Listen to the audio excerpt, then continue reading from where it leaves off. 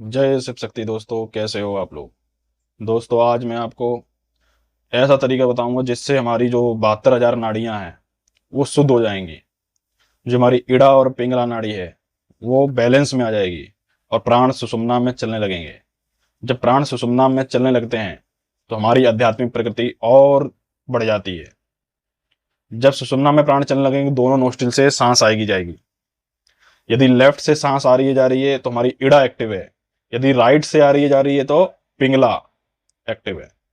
But जो दोनों अगर एक्टिव हैं, दोनों एक साथ, दोनों नोस्ट्रिल से सांस आ रही जा रही, तो हमारी सुषुम्ना एक्टिव है।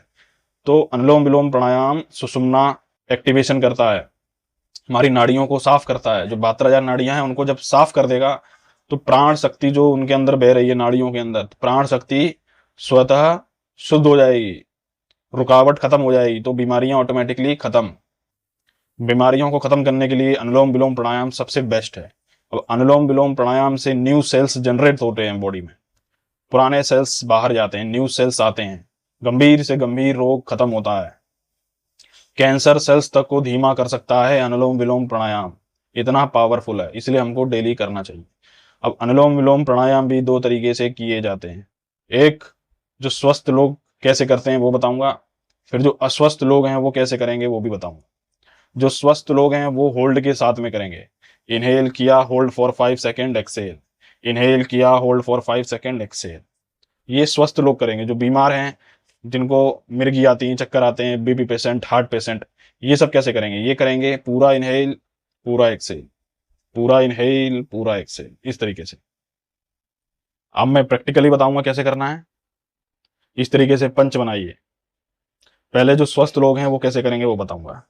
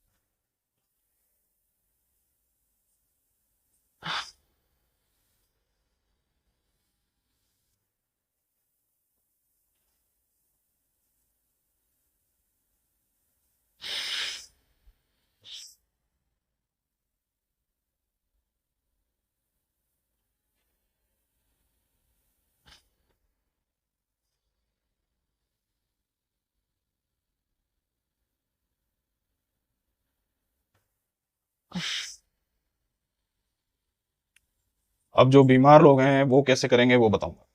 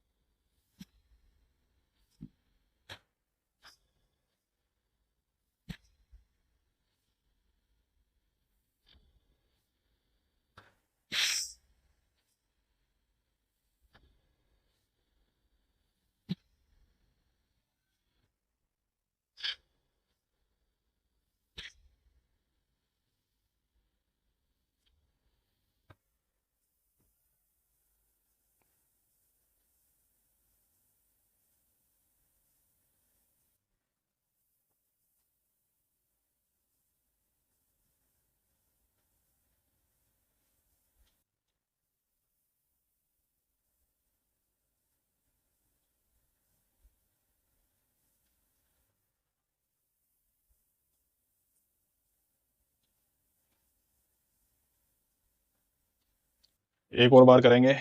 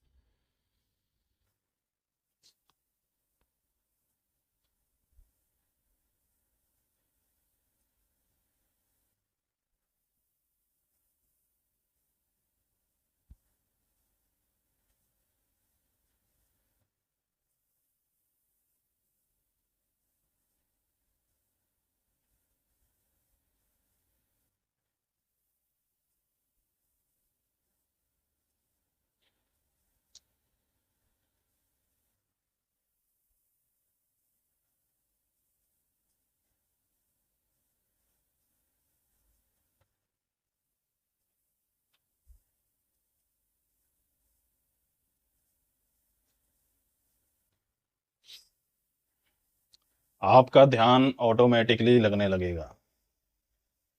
जो हमारा अष्टांग योग है उसके अंदर 8 लिम्स ऑफ योगा हैं। यम, नियम, आसन, प्राणायाम, प्रत्याहार, धारणा, ध्यान, लास्ट समाधि।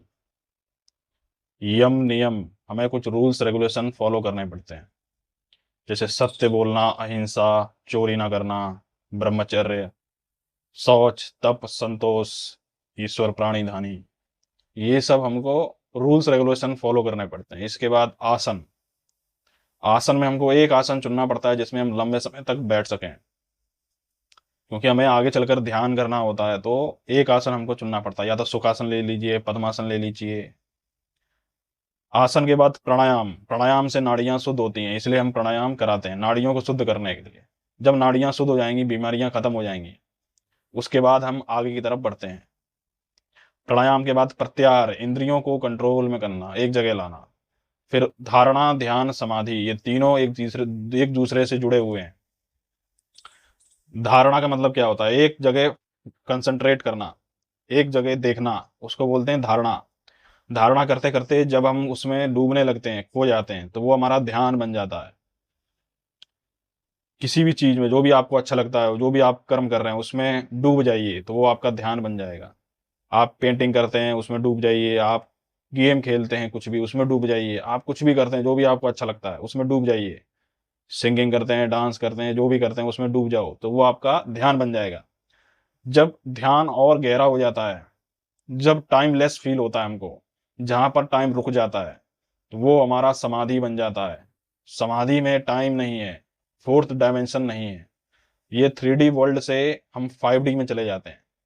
4D टाइम है, टाइम वहां पर रुक जाता है, हम सीधा 5D में चले जाते हैं। वहां टाइम नहीं है, टाइम रुक जाता है। तो ये है अष्टांग योग। अष्टांग योग हमें समाधि तक ले जाता है। तो चलिए आज के लिए इतना ही, कल दोबारा मिलेंगे। आपको किससे रिलेटेड वीडियो चाहिए, कौन सी बीमारी से रिलेटेड वीडियो चाहिए, वो आप बता सकते हैं कमेंट में, मैं उससे रिलेटेड डिटेल वीडियो बना दूंगा। जय शिव शक्ति।